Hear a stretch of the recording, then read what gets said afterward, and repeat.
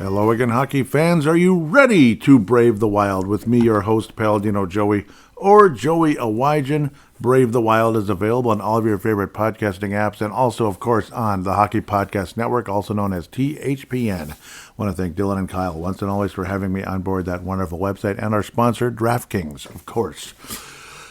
With that said, well, what am I doing here on a Sunday afternoon? Well, you probably know, unless you've been in a cave. The Olympic men's won the gold medal for the first time in 46 years.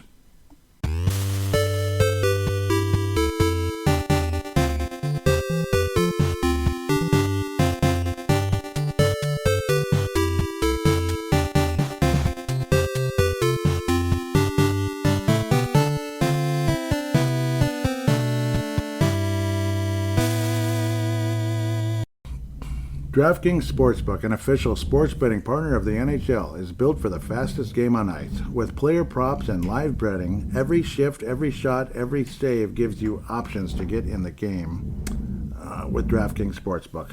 Of course, we're getting ready for returning to the NHL, but we're a little less than a week away from that. Right now, we're just celebrating the gold medal when it comes to any type of betting in hockey games at the moment, but absolutely sign up for that DraftKings Sportsbook. Bet, new customers, bet just $5, and if your bet wins, you'll get $300 in bonus bets instantly. Download the DraftKings Sportsbook app and use code THPN. That's code THPN to turn $5 into $300 in bonus bets if your bet wins. In partnership with DraftKings, the crown is yours.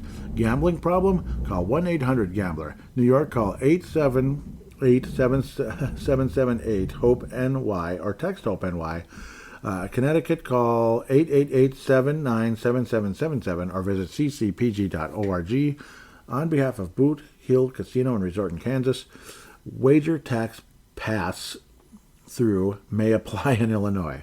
21 plus in most states. Void in Ontario. Restrictions apply. Bet must win to receive bonus bets which expire in 7 days. Minimum odds required. For additional terms and responsible gambling resources, see dkng.com/audio. Limited time offer. Copyright 2026 NHL. All rights reserved. Da-da-da-da. So yes, extra, hear all about it. Extra, hear all about it. A Sunday special here with, the U.S. team winning the gold. Like I was saying, basically, if they won the gold, I would have a special episode, and here I am. A bit delayed, of course, because the game was early, and then I had other errands to take care of, and da-da-da-da-da. So it is what it is. It's the only day off I had this week. So, yeah, a lot of fun, right? Then right back to work. Anyhow, well, NHL will get back to work eventually. 26th, the Wild will be back playing against the Colorado Avalanche with Cale Makar, and McKinnon. So two major factors on that Canadian team. But the U.S. finally beat Canada. Third time's the charm. Oh, unbelievable. Connor Hellebuck looked a lot like his predecessor all those years ago. That, of course, would be Jim Craig, who unfortunately went on to have a very short NHL career. A couple games with the North Stars and the Atlanta Flames. Or was it just one game with the North Stars? But Atlanta Flames, two of my favorite teams of all time, basically. I like the Atlanta Flames even more than the Calgary Flames. But anyhow, let's get off of that. Wow, Connor Hellebuck was unbelievable. Last time the U.S. won the Olympic gold, Jim Craig was absolutely the driving force. He was unbelievable and, quite a story. And it was wonderful. There were lots of Minnesota connections and such. Similar here, of course. Yes, in this case, like back then, you had Neil Broughton, who went on to play with the North Stars, won a national championship with the Gophers right before that. It's crazy to think Herb Brooks, after that, never really won anything again, really, did he? It's kind of weird. Never won anything super major. 3 national championships with the Gophers. And then, of course, the Olympic gold. Wound up with the silver in 2002. When the, unfortunately, U.S. men's lost in the gold medal game. There's a lot of older players on that team, but they were still great, like the Chris Chelioses and such, Madonna, all of them. Ended up losing to Canada at that time, unfortunately. That wasn't the greatest game of all time, but it was the first time U.S. had gotten back to the gold medal game since 1980, back in 2002. Herb Brooks coached that team, but it just wasn't meant to be. U.S. would have another chance in 2010. Lost in overtime. Sidney Crosby buried it pretty early, kind of like a certain Hughes brother buried it pretty early in overtime this time around. So Oh, my man, 46 years. It finally happened. So, yes, I can't say it's the first men's gold medal won in my lifetime, but I was, what, about 7 months old, I think? 8 months old approximately. July 29th, 1979, and then the U.S. team won on this day, 46 years ago, February 22nd, 1980. February 22nd, 1980. So it's like about 7 months, I think. I'm doing the math correctly. Yes, 7 months. Just under 7 months of age. So, yes, it's the second gold medal won in my lifetime, but no chance in bleep of being able to see it. Crazy to think my parents don't even remember it because, I don't know, doggone it, they weren't all that into sports. It's too bad. I wish they were. I wish they were. You'd like to be... I wish you could hear some of their memories, but I don't know. Doggone it. They probably heard about it nonstop on the news back then, but then now it's like they're just like, I don't know, that kind of thing. So... it is what it is. I won't comment further on that. Beautiful, just beautiful. Like they finally did it, and it just feels like $1 million. And again, all the Minnesota ties in this one again as well. Including the general manager of the team. Let's see, who's the general manager of the men's Olympic hockey team? Bill Guerin. Who's the general manager of the Minnesota Wild? Bill Guerin. Head coach of the Wild? John Hines. Assistant coach? John Hines, assistant coach of the men's Olympic. So pretty cool. Obviously, Brock Faber from Minnesota, from Maple Grove, and on the Minnesota Wild. Quinn Hughes, Minnesota Wild. Quinn Hughes and Brock Faber both on the Wild. Wonderful, wonderful pieces to this team to hopefully win a Stanley Cup. And this other guy from the Massachusetts, Boston area, Matt Boldy, had one of the most epic goals you'll ever see. Just splitting the defenders, raising the puck twice around the defenders. Let's see, a guy by the name of Cale Makar. You probably heard of him, maybe. And if you haven't, you're probably not paying attention. But, a guy by the name of Cale Makar. Yeah. And Devin Taves basically split the defense. Kind of, not quite as dramatic as what Mario Lemieux did when he undressed a couple of North Star defenders in the Stanley Cup Finals back in 91. That was embarrassing. That was embarrassing. But still a spectacular play. A spectacular play. And from a guy that once called Michael Jordan's play driving through the Lakers defense in 91. A spectacular play by Michael Jordan. And that's pretty much what Kenny Albert said in this one. A spectacular play by Matt Boldy. Oh, man, that was the opening goal of the game. This was a hard-fought battle. Definitely it was personal in all facets of the game. It was personal in every way. In every possible way, this game was personal. And it's not about hatred. It's about it's a rivalry. It's obviously a rivalry that's been there for an extended period. It's just crazy to think how the U.S. couldn't even medal, the last few years, or last few, not years, but last few Olympics. It's really frustrating. Couldn't even medal. Gosh, it's just heartbreaking when you think about that. But then there's teams like Sweden who are probably like the same thing. Like, gosh, we didn't even get a medal. We didn't even get to the medal round. As Quinn Hughes would get the game winner there to put the U.S. in the semifinal. Of course, the U.S. would roll past Hilave, if I'm ever going to say that name right, Samuel Hilave. Kind of reality setting in for Slovakia now, and the U.S. dominating, and Canada squeezing past Finland in overtime, which made us all kind of think, well, maybe we can. Maybe the U.S. actually can win it this time around.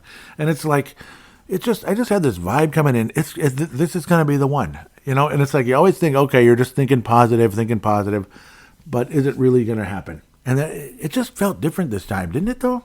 Didn't it feel different? Like with the way Quinn Hughes has been playing with Minnesota, Faber keeps getting better, and just the hunger on the U.S. side. It's time. Doggone it. It's time. Like, this team is hungry. I think that Four Nations tournament last year added to it. The way it felt like Canada just kind of rubbed it in our face. And, of course, the Prime Minister rubbed it in our face immediately on Twitter or X or whatever the hell you call it, X post. Rubbed it in our face. It is what it is. Fine. Fine. You can rub it in our face. I'm not saying, whatever, You don't have to agree or disagree with the political side of things. This is about hockey, this and that, so it's fine. We can keep it semi-friendly if humanly possible, but at the same time, no, we're going to beat these guys, doggone it, or gosh darn it, or whatever. LFG, like Matt Boldy clearly said after his goal. Clearly said it. It seems like that's all anybody ever says nowadays. Let's go. Yeah. I know you said it again. I know. But regardless, a game of the ages. in so many ways, and kind of similar to what last year's Four Seasons tournament championship game was in a lot of ways. A lot of back and forth, ups and downs, and oh my God, oh, look at that. And then Canada won. Fudge knucking, mother sucking. Yeah, Canada won. Yep, and that's what it was like. You can't take our country, and you can't take our game. And I don't think the U.S. was really all that interested in taking Canada. But we don't need to get political here. I don't need to talk about that. I don't know. I don't think we were on the verge of doing that either way. I just don't think that was what was planned. But anyhow, Celebrini had so many chances in this one. One of them, it just simply kind of like lost the puck along the way, and Hellerbuck was just insane. I mean, and in some ways it kind of felt like the Colorado-Minnesota Game 7 back in 2003. It was kind of like that, where it's like, are we going to survive? Are we going to make it? We won? No, something happened. They're probably going to like disallow the goal. Something happened. Just watch. No, we did win. That's what it was like basically in 2003. It's kind of semi-similar in 2014, but that one was more of a back and forth game where it was goal, goal, goal, goal, goal, goal, goal. Okay, we tied it up, and then now we won. Wow. Like Colorado kept taking the lead, like 2-1, 2-2, 3-2, 4. You know what I mean? And we kept tying it up or whatever. And Colorado kept taking the lead, and you thought we were going to win or lose. I mean, in that one. In both cases, it was kind of a bit of that. Well, he did have Nathan McKinnon, who was a member of the 2014 team. Cale Makar, years later, who was like, once he got to Colorado, it was like game over. That team's going to win a Stanley Cup real soon, and they did. And I'm kind of picking them to win this year, but at least I did at the beginning of the season. I hope I'm dead wrong, and it's going to end up being a Christmas Colors / North Star Colors team instead, because it just might be. Oh, wouldn't that be the perfect finish to all this? Like, yes, Quinn Hughes, Brock Faber, get their gold medal. Matt Boldy gets his gold medal. And it's just the icing on the cake to what's coming up in June. Wouldn't that be amazing? Wouldn't that just be wonderful? But Canada clearly they clearly had the upper hand in this one. It felt like it just wasn't going to work out. But it's like Hellebuck was just so good. And Binnington's going to get beat at some point. He's not perfect. He's a great playoff performer. He, is a below average goalie half of the time. He's an above average goalie half of the time, which averages out to an average goalie. But then in the postseason or like in big moments, he can be pretty spectacular. But eventually he's going to get beat as long as Hellebuck can hold on and, nothing crazy happens. Hellebuck had the save that pretty much defined the entire Olympics for Hellebuck and the U.S. Olympic team was, of course, the one on Devin Taves. You probably heard it. You've heard of it. You've probably seen it. If you haven't, you've probably seen it. Otherwise, you've at least heard of it multiple times. It was just legendary, like the way you don't give up on the play. You make the biggest save ever, and oh my God, we're still here. Holy cow! That wouldn't have been the end of the game, but Canada would have had the lead, and odds are they probably would have won. But it just didn't happen. And man, oh man, it all just worked out in the end, didn't it? It just worked out in the end. And Bill Guerin's approach in this one, there's players you could have said, you get the best players in the world from the U.S., the best players in the whole United States on the team, or some of the best players, but also the best team, like the best fit for each other, a more balanced approach. And that's kind of what Bill Guerin went with. And it worked. It worked. And here we are, gold medalists, at least as fans anyway. The U.S. won the gold medal. Just absolutely beautiful and wonderful at the same time. It's an unbelievable feeling to see this team get it done. Guys like Brady Tkachuk, Matthews Tkachuk, they've been there. They've been there and all that. And now they get the gold medal finally. Jake Gensel. Those guys have won Stanley Cups, of course. Austin Matthews, who's been there. Wonderful. Future still in his career. Gets that gold medal. Matt Boldy, the Goldie. Bringing it home. Jack Hughes, of course, with the game winner. Zach Werenski was spectacular throughout this tournament. And, man, great assist along the way, feeding Jack Hughes for the winner. And Oh man, just wonderful, wonderful, wonderful moment, to say the least. Quinn Hughes also getting an assist in the game.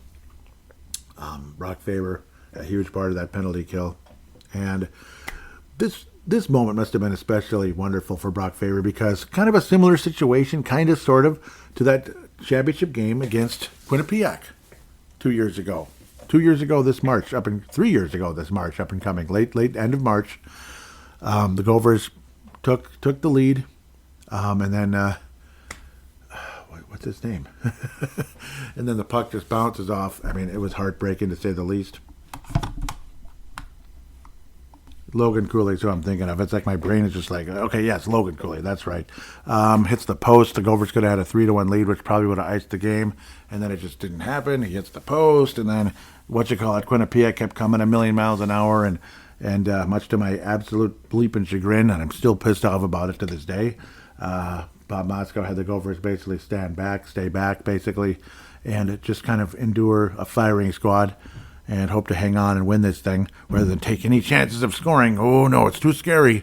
And, yeah, eventually it didn't work out, It just didn't work out. Quinnipiac would tie it up, go to OT, and then score and really early, and Brock Faber was on the ice just like, in just absolute heartbreak, just sobbing. And this time around, it's the opposite. It's the opposite, yep.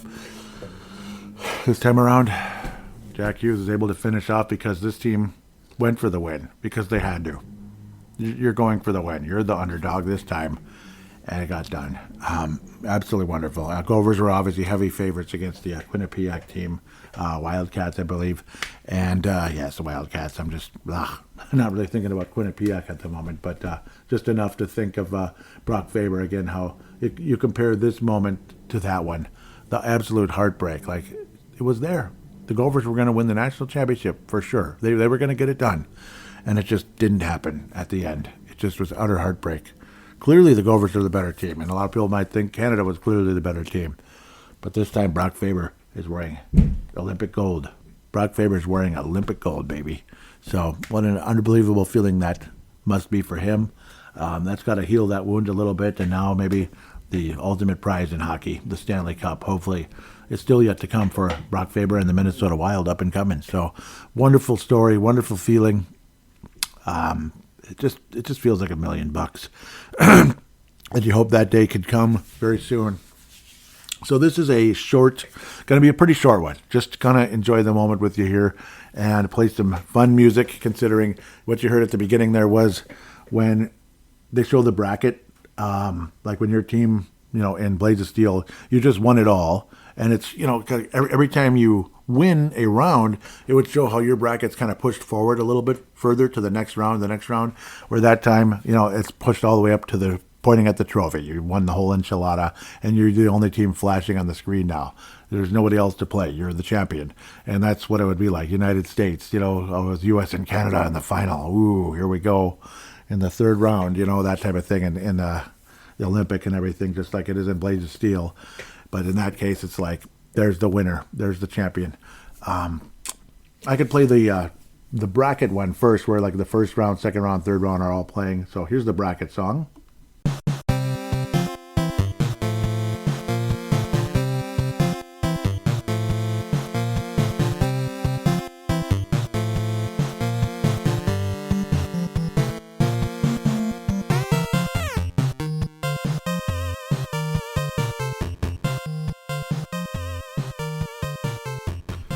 That's obviously very cool. You got to like that bracket song where it's like, yes, U.S. versus Sweden, here we go. And then, you keep going, and then, you get past Sweden just barely. Quinn Hughes finishes it off, and then you hear the bracket song again. I won't play it again, but it's like U.S. and Slovakia flashing on the screen, and then, ooh, here we go. And then you roll past Slovakia, and then it's like, so who are we going to play in the final?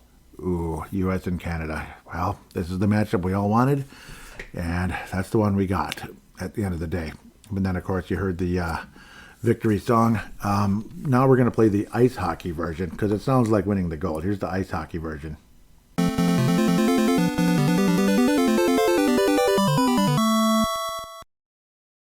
To me, in so many ways, the original NES ice hockey game from back in the day, obviously way back in the day, is the perfect, even though it's just a fun little ice hockey game, it's not even the right amount of players, but it's interesting how you have the three different types of players. You have the skinny, fast guys who can get knocked off the puck real easy, and they have the weakest shot, but man, they can just fly by everybody. Then you have the people who are in the middle, like they're stronger than the weaker ones, so they don't skate as fast, but their shot is stronger, and they don't get knocked off the puck as easy. They're kind of like the guys in the middle. I like those the best. But then you have the big, huge guys who can shoot the puck like 1,000 miles an hour, and they skate very slowly, but they can knock everybody around. Don't necessarily have the best puck handling skills. I'd say it's the guy in the middle. But so that's the uniqueness of it, but also how it's different countries. It's U.S., it's Finland, it's Canada, or I'm not sure Finland's in there, but I know Sweden's in there. Poland is in there. You don't really hear about Poland in hockey that much, do you, these days? But there was definitely USSR in there. It was a red one, and they were always a real tough one. Czech was really hard. God, those guys were a pain. They were usually a bigger team, too, for some reason, on the ice hockey game. I always had a hard time with them. Those big guys were tough to deal with at times because they would gang up on you and knock you around, and then next thing you know, it just wouldn't work out. You also had different speeds on the game, which made it kind of fun as well. But that game always makes you think about the Olympic hockey, and it's so fun, especially you get U.S. and Canada or U.S. and Russia. It's dramatic. Sweden, of course, has always been a factor. They've always been a factor. So that's what makes that game so special, every 4 years in particular when you get to the Olympic hockey. And then you'd hear that song. Dun, dun, dun, dun, dun, dun. That sounds like you won the gold medal. It's just like, oh my God, we just won the gold medal. If it could actually happen. But then there's the final song when you win. See, after you won the championship in Blades of Steel, and then it's like the credits. And it's like the credits kind of with like little imaginary replays of you and the other team in the final, whoever it is, Edmonton, Montreal, or whatever. Just saying. In this case, U.S. Canada, but just saying it would be like potentially NHL teams. And they'd be like little imaginary replays as the song is playing along with the credits, the end credits and such of all the game developers and special thanks and this and that type of stuff. But the song felt so satisfying because you just went through this tournament and you won the whole thing. And imagining how cool that must feel in real life if that were to happen. That's what would make like a young person, when you're just a youngster, imagining how cool it'd be to win something special someday. Like winning a tournament, even if it's just for your high school. You win a state tournament, you win a conference tournament, or maybe you're in junior high or below and you win like a weekend tournament and it feels unbelievable. Or you win a Stanley Cup or a gold medal. I mean, oof. Or a national championship in college because there's a college level, but again, that's probably what Minnesota was supposed to be in Blades of Steel. That's why their colors were funny, like a purple and white. But it's probably meant to be maroon and white, so it looked like the Gophers. Because they were a team winning championships a lot more than the North Stars were. Once upon a time, anyway, way back in the day. Well, way before the game was made in 1988.